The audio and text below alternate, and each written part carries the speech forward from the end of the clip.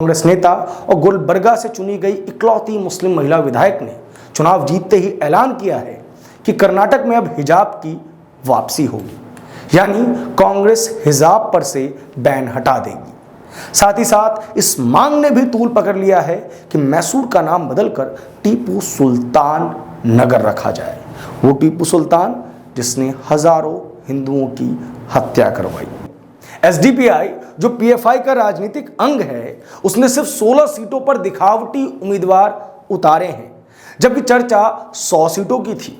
मुस्लिमों के तथाकथित रहनुमा ओवैसी साहब सिर्फ 2 सीट पर उम्मीदवार उतारते हैं और चर्चा 25 की थी।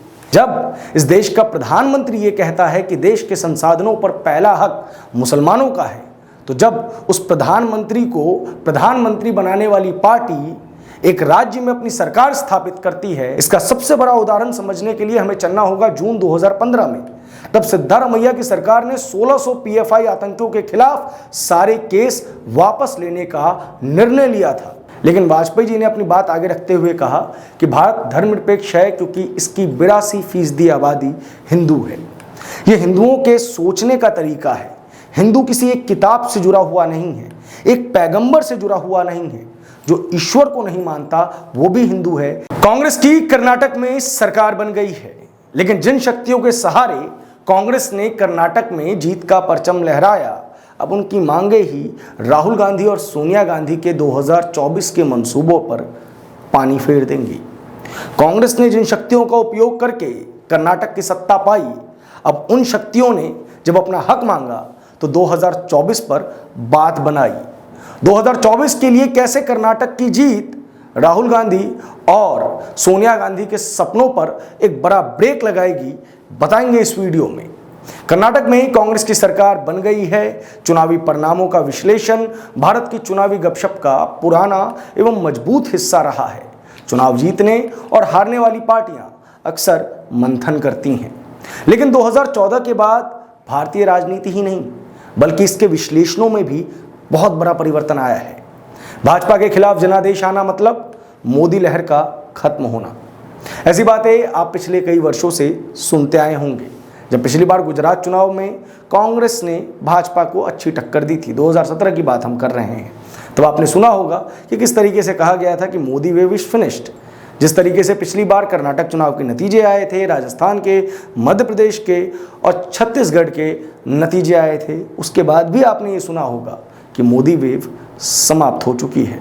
और इस बार भी आपने कर्नाटक चुनाव के नतीजों के बाद ये वाक्य जरूर सुना या कहीं ना कहीं पढ़ा होगा। इस बार के नतीजों के विश्लेषण में मोहब्बत की दुकान की काफी चर्चा हुई है। साथ ही साथ एक कोट खूब प्रचारित किया गया है कि गैस सिलेंडर का मुद्दा बाकी सभी मुद्दों पर भारी पड़ गया। आसान भाषा में भाजपा के हार के कारणों में महंगाई, बेरोजगारी, स्थानीय स्तर पर भ्रष्टाचार और नेताओं का स्थानीय कार्यकर्ताओं से ना के बराबर संवाद, पार्टी में गुटबाजी और सबसे महत्वपूर्ण भाजपा में सेकंड लाइन ऑफ लीडरशिप का ना होना, यानी कि पार्टी का मोदी, शाह, योगी जैसे नेताओं पर ज्यादा आश्रित होना, स्थानीय स्तरों पर बड़े नेताओं की कमी इत्यादि इत्यादि। लेकिन उत्तर प्रदेश में योगी हैं, लेकिन बाकी सारे फैक्टर्स तो थे, जबकि गुजरात, उत्तराखंड, गोवा जैसे राज्यों में तो कोई स्थानीय स्तर पर इतना बड़ा नेता नहीं था। नॉर्थ ईस्ट में अगर हेमंत बिस्व शर्मा को हटा दिया जाए तो भाजपा के किसी नेता का नाम दिल्ली में बैठकर चुनावी विश्लेषण करने वाले लोगों को पता भी नहीं होगा। लेकिन वहाँ नतीजे बिल्कुल भाजपा के अनुकूल रहे। आखिर ऐसा क्यों हुआ? भाजपा जो हर जगह चुनाव जीतती रही, वो कर्नाटक में कैसे हार गई? यह आज का बड़ा विषय है। और यह भी बड़ा विषय है कि कांग्रेस ने जिन शक्तियों का उपयोग करके सत्ता की चाबी पाई है, क्या कांग्रेस अब उन शक्तियों को वो सारी चीज़ें वापस देगी जिसका उसने परोक्ष रूप से वायदा किया था? नमस्कार, मैं प्रभात रंजन मिश्रा, आप देख रहे हैं ओ न्यूज़ हिंदी। कर्नाटक में कांग्रेस की वापसी के साथ ही जिस तरीके की खबरें वहां से आ रही हैं, वो ही आपको वहां का सारा गणित समझा देगी। सरकार बनने से पहले ही कांग्रेस नेताओं ने अपने रंग दिखाने शुरू कर दिए हैं। कांग्रेस नेता और गुलबर्गा से चुनी गई इकलौती मुस्लिम महिला विधायक ने चुनाव जीतते ही ऐलान किया है कि कर्नाटक में अब हिजाब की वापसी होगी, यानी कांग्रेस हिजाब पर से बैन हटा देगी। साथ ही साथ इस मांग ने भी तूल पकड़ लिया है कि मैसूर का नाम बदलकर टीपू सुल्तान नगर रखा जाए। वो टीपू सुल्तान जिसने हजारों हिंदुओं की हत्या करवाई। बजरंग दल पर बैन और मुस्लिमों को आरक्षण का दाव तो कांग्रेस बहुत पहले ही खेल चुकी है, लेकिन मुस्लिम वक्फ बोर्ड ने कर्नाटक में कांग्रेस से जो मांग लिया है उसकी उम्मीद शायद कांग्रेस ने भी नहीं की होगी। उसने कांग्रेस से 5 मंत्री मांगे हैं, वो भी राजस्व, गृह, स्वास्थ्य जैसे महत्वपूर्ण विभाग की डिमांड रखी है। और हाँ, इतना ही नहीं, इनको एक उप मुख्यमंत्री का पद भी चाहिए। कर्नाटक वक्फ बोर्ड के अध्यक्ष शफी सादी ने कहा कि हमने कांग्रेस से पहले करीब 30 सीटों पर उम्मीदवारों की मांग की थी, लेकिन हमें चुनाव लड़ने के लिए 15 सीटें ही मिली, जिसमें शानदार प्रदर्शन करते हुए मुसलमान कैंडिडेट्स ने 9 पर जीत हासिल की। इसलिए डिप्टी सीएम पद के अलावा कर्नाटक सरकार में कम से कम 5 मुस्लिम मंत्री होने चाहिए, क्योंकि सादी ने कहा है कि एक समुदाय के तौर पर मुस्लिमों ने कांग्रेस को बहुत कुछ दिया है, इसलिए अब समय आ गया है कि बदले में हमको भी कुछ मिलना चाहिए। आखिर सादी ऐसा क्यों ना कही? मुस्लिमों ने कांग्रेस को एक मुश्त वोट जो दिए हैं। एसडीपीआई जो पीएफआई का राजनीतिक अंग है, उसने सिर्फ 16 सीटों पर दिखावटी उम्मीदवार उतारे हैं, जबकि चर्चा 100 सीटों की थी। मुस्लिमों के तथाकथित रहनुमा ओवैसी साहब सिर्फ 2 सीट पर उम्मीदवार उतारते हैं और चर्चा 25 की थी। यानी एसडीपीआई और अन्य मुस्लिम संगठनों का अंदर से पूरा समर्थन कांग्रेस को था। ये 25 सीटें और ये 2 सीटों पर अपने उम्मीदवार उतारे गए, वो सिर्फ जनता को गुमराह करने के लिए किया गया था, या फ्रेंडली फाइट्स भी इसे डेमोक्रेसी में कहा जाता है, पॉलिटिक्स में कहा जाता है। और इसका नतीजा ये हुआ कि चुनाव जीतते ही आपने देखा कि कर्नाटक में पाकिस्तान जिंदाबाद के नारे लगे और पुराने कश्मीर की तरह सुरक्षा के लिए मौजूद पुलिस कर्मियों को आपने असहाय देखा। फर्ज कीजिए कि वहां पे भाजपा की सरकार होती तो पाकिस्तान जिंदाबाद नारे लगाने वाले लोगों के साथ क्या हुआ होता। लेकिन जब इस देश का प्रधानमंत्री ये कहता है कि देश के संसाधनों पर पहला हक मुसलमानों का है, तो जब उस प्रधानमंत्री को प्रधानमंत्री बनाने वाली पार्टी एक राज्य में अपनी सरकार स्थापित करती है और उस राज्य में सरकार स्थापित करने के लिए वो उन शक्तियों की मदद लेती है जो पाकिस्तान जिंदाबाद नारे की हिमायत करते हैं, तो वहां पुलिस या व्यवस्था को मौन रहना पड़ता है, असहाय रहना पड़ता है। अब आते हैं वापस हिजाब पर। हिजाब विवाद की पोस्टर वुमेन कनीज फातिमा मात्र 1200 वोटों से जीती हैं और ये वो सीट है जहां से कांग्रेस के वर्तमान राष्ट्रीय अध्यक्ष मल्लिकार्जुन खड़गे 2009 से 2019 तक सांसद थे। हालांकि वे लोकसभा चुनाव 2019 में भाजपा के उमेश जी जाधव से हार गए थे, जिन्होंने कांग्रेस से इस्तीफा दे दिया था और लोकसभा चुनाव से ठीक पहले मार्च 2019 में वे भाजपा में शामिल हो गए थे। 2011 की जनगणना की अगर बात की जाए तो इस सीट पर 20% मुस्लिम हैं, लेकिन पोलस्टर चाणक्य के अनुसार गुलबर्गा उत्तर विधानसभा सीट में 50% से अधिक मुस्लिम आबादी है। कई रिपोर्ट्स ये भी कहती हैं कि वहां 60% से ज्यादा मुस्लिम आबादी है। द स्क्रोल को दिए गए इंटरव्यू में फातिमा कहती हैं कि कांग्रेस प्रदेश से हिजाब प्रतिबंध हटा देगी, हाईकोर्ट के फैसले के खिलाफ जाएगी और सुप्रीम कोर्ट में अपने सरकार का पक्ष कमजोर करेगी। क्या फातिमा ये बात अपने स्तर पर कह रही है? क्या राहुल गांधी से उनकी इस विषय में कोई चर्चा हुई होगी या डीके शिव कुमार से इस विषय में कोई चर्चा हुई होगी? और अगर चर्चा नहीं हुई है तो अब तक इस तरीके के बयानों का खंडन क्यों नहीं किया गया है? अब आप समझ रहे होंगे कि किस तरीके से वहां पे वोटों की लामबंदी करने के लिए कैसी ताकतों का सहयोग कांग्रेस पार्टी द्वारा लिया गया था। फातिमा अगर ये कह पा रही हैं तो क्यों कह पा रही हैं? वो इसलिए कह पा रही हैं क्योंकि उन्होंने समान यूनिफॉर्म की वकालत करने वाले चंद्रकांत बी पाटिल को चुनाव में हराया है। कांग्रेस के कर्नाटक के पुराने चरित्र पर भी आपको चर्चा करनी होगी। हालांकि उनके पूरे देश के चरित्र की भी अगर बात करेंगे तो उसमें ज्यादा अंतर नहीं होता, लेकिन कर्नाटक में इस सरकार ने 1600 दंगाइयों का केस वापस लिया था। 1600 दंगाइयों पर से केस वापस लेने वाली कांग्रेस सरकार की कर्नाटक में वापसी हुई है तो ऐसी ताकतें उभर कर आएंगी। आपको याद दिला दें कि कर्नाटक में मई 2013 से मई 2018 तक सिद्धारमैया मुख्यमंत्री रहे और कांग्रेस सत्ता में रही। इसके बाद भी अगले 1 वर्ष तक जेडीएस के एचडी कुमारस्वामी मुख्यमंत्री रहे और कांग्रेस सत्ताधारी गठबंधन का हिस्सा रही और इन 6 वर्षों में पीएफआई को पनपने का पूरा अवसर दिया गया। इसका सबसे बड़ा उदाहरण समझने के लिए हमें चलना होगा जून 2015 में। तब सिद्धारमैया की सरकार ने 1600 पीएफआई आतंकियों के खिलाफ सारे केस वापस लेने का निर्णय लिया था। एनआईए ने छापेमारी करके इन 1600 लोगों के खिलाफ सबूत इकट्ठा किए थे, जिनमें हथियार, देश विरोधी साहित्य से लेकर विदेशी फंडिंग तक के सबूत मिले थे। लेकिन कांग्रेस ने मुस्लिम तुष्टीकरण की अपनी राजनीति के लिए पीएफआई जैसे आतंकी संगठन को, जो देश की सुरक्षा के लिए खतरा है, उन्हें फन्ने फूंकने दिया।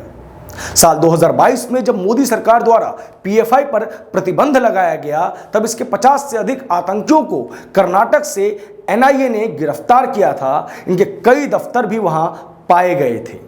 पीएफआई के अलावा कर्नाटक फोरम फॉर डिग्निटी के सदस्यों पर भी केस वापस लिए गए थे। ये दोनों ही संगठन सिमी से निकले थे, जिसका गठन उत्तर प्रदेश के अलीगढ़ में अप्रैल 1977 में हुआ था। ये एक आतंकी संगठन था जिसके लोगों ने बाद में इंडियन मुजाहिदीन बनाया था। जयपुर, इलाहाबाद, दिल्ली, पुणे, पटना और बोधगया से लेकर हैदराबाद तक के बम विस्फोटों में इस संगठन का नाम सामने आया था। सिमी के लोग ही बैन होने के बाद पीएफआई का हिस्सा बन गए थे और अब वो कांग्रेस सरकार में शायद प्रमुख भूमिका में रहेंगे। अब कांग्रेस के आते ही वहां अगर पाकिस्तान जिंदाबाद के नारे लग गए हैं तो आप इसके पीछे का कारण समझ ही गए होंगे। कांग्रेस पर इस बार भयंकर दबाव है। कांग्रेस ने जिन शक्तियों का उपयोग कर सत्ता पाई है, उन्हें अब वापस देने की बारी है। आपको एक प्रकरण की याद दिलाना चाहता हूं। ऐसा हम क्यों बोल रहे हैं? इस वजह से अटल बिहारी वाजपेयी साहब का एक बेहद लोकप्रिय इंटरव्यू है, जिसमें वो जावेद अख्तर के एक प्रश्न का उत्तर देकर जावेद अख्तर की बोलती बंद कर देते हैं। जावेद अख्तर जिन्ना का जिक्र करते हुए अटल जी से पूछते हैं कि जिन्ना ने 9 अगस्त 1947 को दिल्ली में एक स्पीच दी थी। जिन्ना ने कहा था कि अब पाकिस्तान तो बन ही रहा है और वो धर्मनिरपेक्ष होगा, उसमें हिंदू, मुस्लिम, पारसी और ईसाई सब बराबर होंगे। लेकिन ऐसा तो कुछ नहीं हुआ। पाकिस्तान किस हालत में हम सब जान रहे हैं। इसलिए क्योंकि जिन्ना ने देश को बनाने के लिए जिन लोगों को चुना था, वो उसे धर्मनिरपेक्ष नहीं बनने देना चाहते थे। बीजेपी की नीयत भले ही भारत को धर्मनिरपेक्ष रखने की हो, लेकिन पावर हासिल करने के लिए उसने जिन लोगों को चुना है, क्या वो लोग उन्हें धर्मनिरपेक्ष समाज बनाने की इजाजत देंगे? उत्तर पे आएंगे, लेकिन छोटा सा पॉज लेंगे। आपने जावेद अख्तर की बात सुनी, आपने जिन्ना प्रकरण सुना। जिन्ना ने जिन शक्तियों का उपयोग करके पाकिस्तान बनाया, वो उसे धर्मनिरपेक्ष नहीं रहना देना चाहते थे। जिस बजरंग दल को बैन करने की बात कर कांग्रेस सत्ता में आई, जब 4% आरक्षण वापस देने की बात करके कांग्रेस सत्ता में आई, हिजाब जो कि किसी भी स्कूल, यूनिवर्सिटीज जहां पे आप शिक्षा लेने के लिए जा रहे हैं, वहां की जरूरत नहीं है, उसकी बहाली के लिए जो नेता कार्य करती रही फातिमा, उसको टिकट देकर जितवा कर कांग्रेस लेकर आई, तो कांग्रेस अब कर्नाटक में क्या करेगी? अगर कांग्रेस धर्मनिरपेक्ष रहना भी चाहे, सेक्युलर रहना भी चाहे, तो क्या वो ताकतें जिसने कांग्रेस को सत्ता दिलाई है, वो उसे धर्मनिरपेक्ष रहने की इजाजत देंगे? इस पर अटल बिहारी वाजपेयी जी का जवाब भी सुनिए। बहुत करारा जवाब दिया था उन्होंने कहा, देखिए, भारत धर्मनिरपेक्ष है, भाजपा या आरएसएस के कारण नहीं। अख्तर ने यहाँ उनको बीच में टोका था। उन्होंने कहा इसके बावजूद भी ये धर्मनिरपेक्ष है। लेकिन वाजपेयी जी ने अपनी बात आगे रखते हुए कहा कि भारत धर्मनिरपेक्ष है क्योंकि इसकी 82% आबादी हिंदू है। ये हिंदुओं के सोचने का तरीका है। हिंदू किसी एक किताब से जुड़ा हुआ नहीं है, एक पैगंबर से जुड़ा हुआ नहीं है। जो ईश्वर को नहीं मानता वो भी हिंदू है। ये हमारी संस्कृति का हिस्सा है। इस बिंदु को याद रखिएगा, अंत में इस पर हम चर्चा करेंगे। ये 100% सच है। आप पाकिस्तान की स्थिति से अवगत हैं और हिंदुस्तान की ही बात की जाए तो हम तमिलनाडु के एक प्रकरण का जिक्र करेंगे। तमिलनाडु के पेरम्बलूर जिले में कालाथुर नाम का एक गांव है, जहां आज मुस्लिम बहुसंख्यक हो चुके हैं और बहुसंख्यक मुस्लिम समाज के लोगों की धार्मिक आज़ादी और वहां के रीति रिवाज तय करने की मंशा है। यानी कि वो तय करना चाहते हैं कि अल्पसंख्यक इस तरीके से जिएगा। इसलिए कि उसके धर्म में दूसरे वर्ग की मान्यताओं को लेकर पाबंदी है। आपको बता दें कि वहां की कई खबरों में यह भी बताया गया कि मंदिरों में घंटी बजाने तक पर भी लगभग रोक लगाने जैसी वहां पे स्थिति हो चुकी थी, रोक लगने जैसी स्थिति हो चुकी थी, क्योंकि बहुसंख्यक समाज ये नहीं चाहता था कि अल्पसंख्यक अपनी पूजा पद्धति को फॉलो करे, क्योंकि बहुसंख्यक समाज के जो किताब है उसके अंदर इस चीज की मनाही है। वहां पे एक 3 दिन का बड़ा उत्सव होता है और चूंकि उत्सव मनाने के लिए उन रोडों का इस्तेमाल किया जाता है जो रोड दोनों वर्ग इस्तेमाल करते हैं, हिंदू जो कि वहां अल्पसंख्यक है और मुस्लिम जो कि बहुसंख्यक है। इस पर भी विवाद चला। कुछ दिनों तक जो पर्व है वो पूरी तरीके से प्रभावित भी रहा और वहां पे कोई नेता नहीं पहुंचा। स्थानीय नेता, सरकार सब खामोश रही। तब मद्रास हाईकोर्ट के ऐतिहासिक निर्णय ने हिंदू अल्पसंख्यकों को उनका हक दिलाया। आपने कभी इस विषय के बारे में ओबीसी को या कांग्रेस को या समाजवादी पार्टी को या अखिलेश को बात करते हुए सुना है? इस बिंदु से हम आपको बस इतना बताना चाहते हैं कि आखिर क्यों कर्नाटक अब पूरे भारत की नजरों पर रहेगा, कैसे यह भारत की नई राजनीति की दिशा क्या करेगा। चुनावी फायदे के लिए नए नवेले बजरंगबली के भक्त बनी कांग्रेस क्या सच में सेक्युलर शासन चला पाएगी? फिलहाल इस खबर में इतना ही। देश और दुनिया की सभी बड़ी खबरों के लिए हमारे साथ बने रहें। धन्यवाद।